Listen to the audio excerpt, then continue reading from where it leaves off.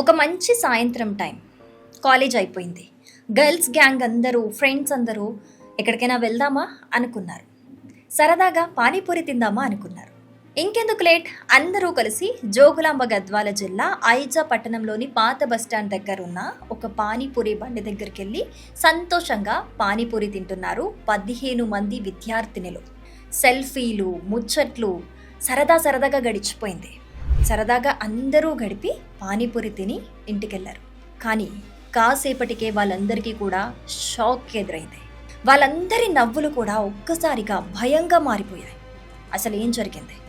So కాసేపు అయ్యాక ఒక్కొక్కరికి కూడా కడుపు నొప్పి, వాంతులు, విరోచనాలు మొదలయ్యాయి.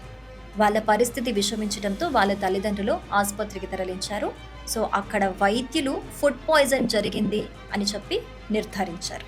సో అప్పుడే తల్లిదండ్రులందరికీ అర్థమైంది ఈ 15 మంది స్టూడెంట్స్ కూడా పానీపూరి తినొచ్చారు అనే విషయం. దానివల్లే వీళ్ళకు ఫుడ్ పాయిజన్ అయింది అని వాళ్ళ తల్లిదండ్రులందరూ కూడా ఒక నిర్ధారణకు వచ్చారు. సో దీని మీద ఒక కేసు ఫైల్ అయింది. పోలీసులు కూడా దీని మీద సీరియస్ యాక్షన్ తీసుకుంటున్నారు. సో ఆ ఏరియాకి సంబంధించిన ఫాస్ట్ ఫుడ్ సెంటర్స్ కావచ్చు, పానీపూరి బండ్లు కావచ్చు, స్ట్రీట్ ఫుడ్స్ కావచ్చు, వీటన్నిటి మీద కూడా ఫుడ్ సేఫ్టీ అధికారులు ఒక డ్రైవ్ చేయాలి అని కూడా అక్కడ తల్లిదండ్రులు డిమాండ్ చేస్తున్నారు.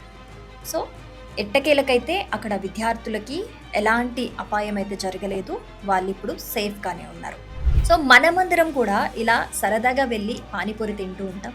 సో ఒక్కసారి తినే ముందు అది నిజంగా క్వాలిటీ ఫుడ్డా కాదా, మనకి తెలిసిందా ప్లేస్ కాదా, ఇది ఒక్కసారి ఆలోచించుకొని మనం ఎక్కడైనా ఫుడ్ తీసుకునేటప్పుడు ఆచితూచి ఆలోచించుకొని తినడం బెటర్.